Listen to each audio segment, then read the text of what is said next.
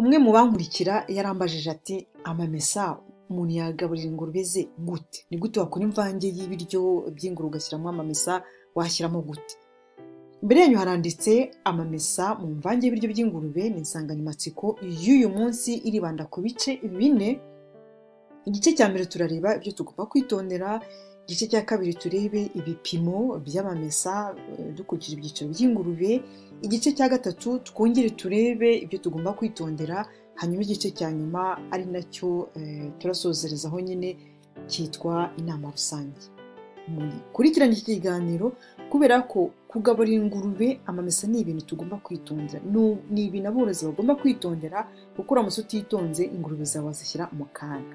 Ibyo bavugisha nitwa Uwimana Patricie, abandi umwe mu borozi b'amatungo magufi, nororera mu karere ka Rutsiro, umurenge wa Rusebeya, akagari ka Mbiri. Bahaye karibu muri iki kiganiro cyerekeranye n'amamesa mu mirire y'ingurube. Ibyo tugomba kwitondera mu kugaburira ingurube zacu amamesa, tugomba kwirinda kutarenza urugero. N'ubu turengeje urugero ingurube zishobora kugira ibibazo by'igogora, ugasanga zitangiye gusohora umwanda woroshye cyane, ingurube zikabura apeti, mbese zikabura ubushake bwo kurya cyangwa se ntizinarye. Twagombye mu mvange y'ibiro 100 twagombye kuziha ibiro 3 bitewe n'icyiciro, twadukabije tukaziha ibiro 5 bitewe n'icyiciro zirimo. Amamesa ntagomba kuba yarangiritse, ashaje, anuka, ameze nabi. Ingurube zacu ntabwo tugomba kuziha ibintu byangiritse, kuko niba tubikoze zishobora kugira indwara, zikarwara igifu, ugasanga ingurube zawe aho kugira ngo uzigaburire neza ahubwo uzohereje mu bihe bibi cyangwa se utumye zirwaragurika. Ikindi, ntabwo umworozi afata amamesa agafata ikiro kimwe azihereza ku kanya, afata ibiro 2 azihereze. Amamesa agomba kuvangwa n'ibindi, ashobora kuvangwa nk'uko dusanzwe tubikora n'ifu ikomoka ku binyampeke, ifu ikomoka ku binyamafufu, ifu ikomoka ku binyamisogwe, mbese nk'uko dusanzwe tubikora tukavangamo amamesa. Ibipimo rero ni ukuvuga ngo ni ibihe ibipimo twagombye guha ingurube dukurikiza ibyiciro zirimo. Hari ingurube zonsa, hari ingurube zihaka, hari ingurube zigicuka, hari ingurube zifite amezi runaka. Turibanda gusa ku byiciro by'ingenzi. Ingurube ifite ibyiciro, ingurube iri mu cyiciro cya hagati y'amezi 2 n'amezi 4 ni za ngurube z'ibisore cyangwa se ni za ngurube ziri gukura vuba, ziba zikeneye ibitera imbaraga. Kuziha amamesa ukurikije urugero bizifasha noneho kubona izo mbaraga zikeneye. Ikindi, amamesa azifasha kugira uruhu rwiza cyane, uruhu runoze. Mu mvange rero y'ibiro 100 ntabwo twagombye kurenza ibiro 2. Batugira inama yo gushyiramo ikiro kimwe cyangwa se ibiro 2, kuko niba tubirengeje dushobora gutuma ingurube zacu zigira ibibazo bikomeye. Ingurube rero ziri mu cyiciro cy'amezi 6 gusubira hejuru ni za ngurube ziba zakuze. Ni ingurube umuntu aba avuga ati reka ziri mu cyiciro ntashobora kugurisha zikajya kubagwa. Tuzi neza ko abenshi, ndavuga aborora ingurube, iyo ugiye kugurisha ingurube zawe uziyigura aravuga ati ndaguha ngahe ku kiro. Icyo gihe rero hari igihe umworozi avuga ati izi ngurube ndazigaburira zibyibuhe nzohereze ku isoko, ariko ndifuza noneho ko zajya ku isoko zifite ibiro binini. Amamesa ashobora kugufasha zikabyibuha vuba, amamesa ashobora kugufasha zikaba ibisore, amamesa ashobora kugufasha zikagera kuri bya biro wifuza mbere y'uko uzigurisha. Ariko ntabwo ari byiza gushyiramo amamesa menshi. Batugira inama ko washyiramo ibiro 2, wakabye ukageza kuri 5 kugira ngo izo ngurube zibone ibitera imbaraga kandi zishobora no kubyibuha vuba, gukura vuba, ukazishyira ku isoko. Ingurube rero zonsa tugomba kwitonda. Amamesa afite akamaro kanini ku ngurube zonsa, ariko biradusaba no kwitonda cyane. Akamaro ka mbere ni uko ingurube zonsa zishobora kubona amagurube meza, amagurube ahagije kandi meza, bityo zigashobora konsa utwana twazo.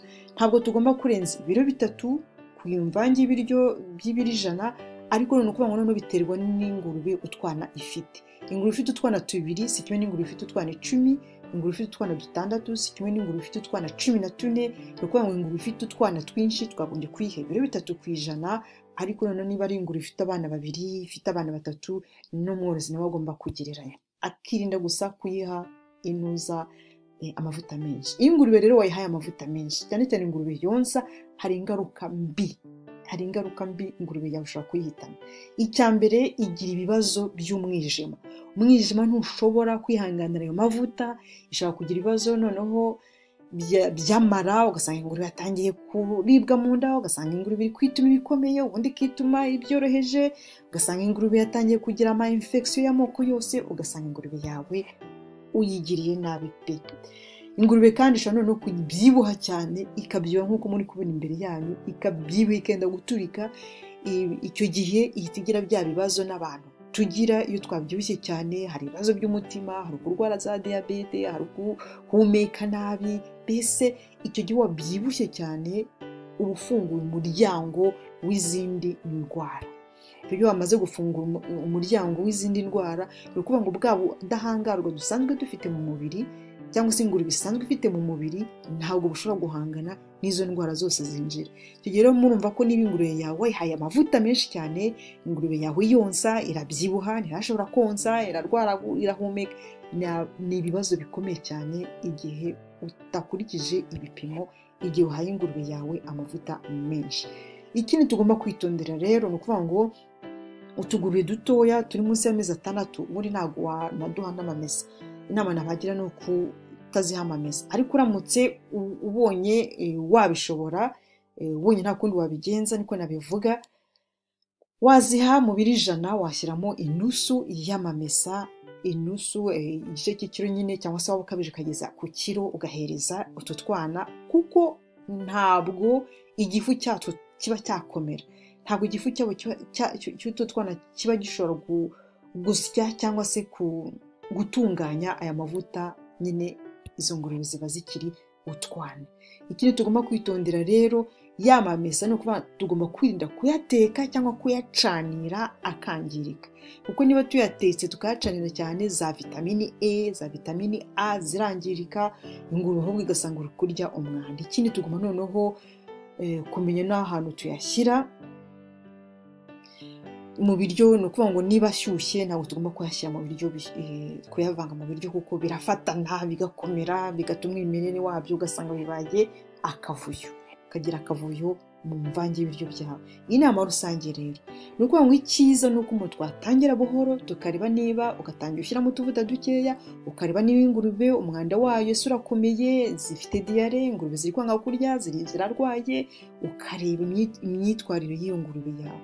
Ikindi noneho tugomba no kubika amamesa neza, tukayashyira ahantu hakonje, ahantu hafunguye, mbese hari ubuhumekero, kugira ngo y'amamesa adapfa akangiza ingurube zacu. Mwakoze rero kuba mwashoboye gukurikirana iki kiganiro. Abashyashya niba iki kiganiro mwagikunze, mwiyandikishe rwose kugira ninjya nsohora ibiganiro byerekeranye n'ubworozi bw'amatungo magufi cyangwa se muri rusange, kigiye kibageraho hakiri kare. Kandi ndashimira n'uwabajije ikibazo kuko cyamfashije gukora iki kiganiro. Imana ikomeze ibafashe, Imana ikomeze ibarinde, kandi mugire ibihe byiza. Naho ubutaha, bye.